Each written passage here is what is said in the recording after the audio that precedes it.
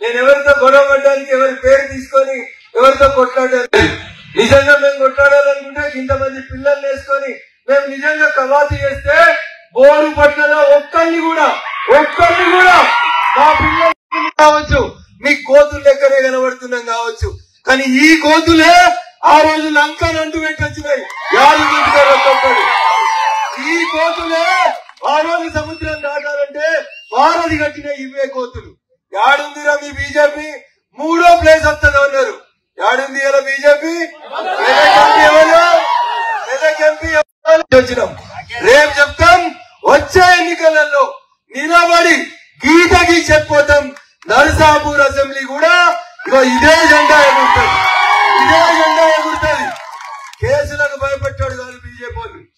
అరే చిట్కనేలంతున్నోళ్ళు గింతింతున్నోళ్ళు భయపట్టిస్తే బీజేపీ వాళ్ళు భయపడ్డారు. మా నాయకుడు మోడీని చూస్తే ప్రపంచమంతా శాస్త్రాంగంగా దండం పెడుతుంది. ఎవరిని చూసి భయపడ్డారు మేము?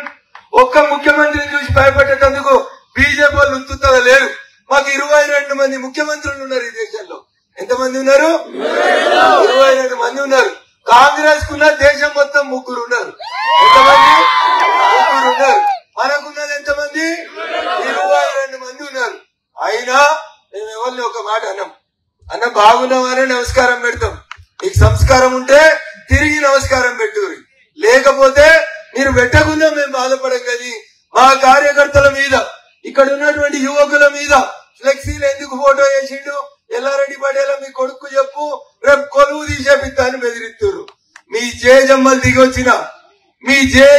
దిగొచ్చిన ఫ్లెక్సీల ఫోటోలు వేసిన ఏ ఒక్కరిని కూడా మీరు ముట్టలేరు. కంపెనీలో వెళ్ళి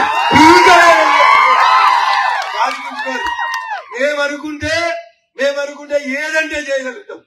మేము దౌర్జన్యానికి దిగితే మమ్మల్ని ఆపుడు ఈ భూమి మీద ఉన్న ఏ శక్తితోటి కూడా కాదు. కానీ మేము రాముని వారసులం, రాముని భక్తులం. అవ్వ కనబడితే తల్లి బాగున్నావు అంటాం. మాకంటే వయసులో పెద్దోళ్ళు కనబడితే అన్న బాగున్నావు అంటాం. వయసులో చిన్నోళ్ళు కనబడితే తమ్మి బాగున్నావు అని మాట్లాడే సంస్కారం మాది.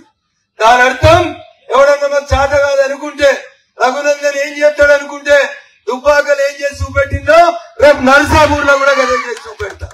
కాబట్టి నాతో పంచాయతీ వద్దన్నా, మీరు నీళ్ల ట్యాంకులు సప్లై చేసుకోరి, కంపెనీకి వెళ్ళి పైసలు తెచ్చుకోరి, చెరువులలో కాలుష్యం పంపండి, ఊరోళ్ళు వస్తే సర్పంచులు కాదు, నాకు అభ్యంతరం లేదు.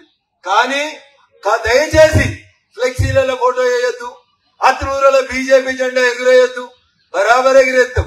రోజు వస్తాం, వారానికి 4 సార్లు వస్తాం. కొట్లాడెగరం అంటే యాడికైనా వస్తాం, దాంట్లో మాకేం భయం లేదు. కానీ ఊరోళ్ళు ఆలోచించాలి, గ్రామ పెద్దలు. కంపెనీ వచ్చి ఎన్ని రోజులైంది? కంపెనీ వచ్చి కాలుష్యం ఎంత ఇచ్చింది? ఎవరెవరు కంపెనీ పేరు మీద బంగ్లాలు కట్టుకున్నారు? ఎవరెవరు లారీలు కంపెనీలకు పోతున్నాయి? ఎవరెవరు నీళ్లు అమ్ముతున్నారు? ఎవరెవరు చెరువుల బంగ్లా కడుతుంటే నోరు మూసుకున్నారో ఒక్కసారి మీరు ఆలోచించాలి. బోరుపట్లలో కొలువు కావాలన్నా వద్దా? బోరుపట్లలో చదువుకున్న వాళ్ళ కొలువు ఇవ్వాలా వద్దా? రావాలన్నా వద్దా? ఇంటికో కొలువు ఉండాలా వద్దా? ఒక్కరికి కొలువు ఉండాలా, మన వాళ్ళందరికి కొలువు ఉండాలా? ఒకసారి ఆలోచించాలి. ఎవరికి ఉండాలి? ఏ పార్టీలలో తిరుగు, నీ బిడ్డ కొలువు ఉండాలా వద్దావా? ఉండాలా వద్దా? పోవాలా వద్దా? మనం కంపెనీ కాడికి అడగాలనా వద్దా? వాడు వాసన మనకు వదులుతాడు, పైసలు పట్నం కొంచెం పోతాడు, 10 మంది దళారులను పెట్టి కొంతమంది మీద కేసు పెడతాడు. భయపడదామా? అయితే వాసన బంద్ చేయి, కాలుష్యం రానియకు, ఊరోళ్ళకు కొలువులి. ఇవి ఇయ్యాలన్నా, 4గురికి పైసలు ఇచ్చి మన మీద కేసులు పెట్టేటోడు కావాలన్నా? ఎవరు కావాలి? 2 కావాలి. కొలువులు కావాలి, మన ఊరు కాలుష్యం బంద్ కావాలి. ఈ 2 కావాలి. వాసన వద్దు. వెనుకటికి ఎండాకాలం వస్తే అరుగుల మీద పడుకునేటోళ్ళు. ఇప్పుడు బోరు పట్ల పాప ఎవరైనా అరుగుల మీద పడుకునేటట్టు ఉందా? రాత్రి 12 కాగానే వాసన వస్తుంది.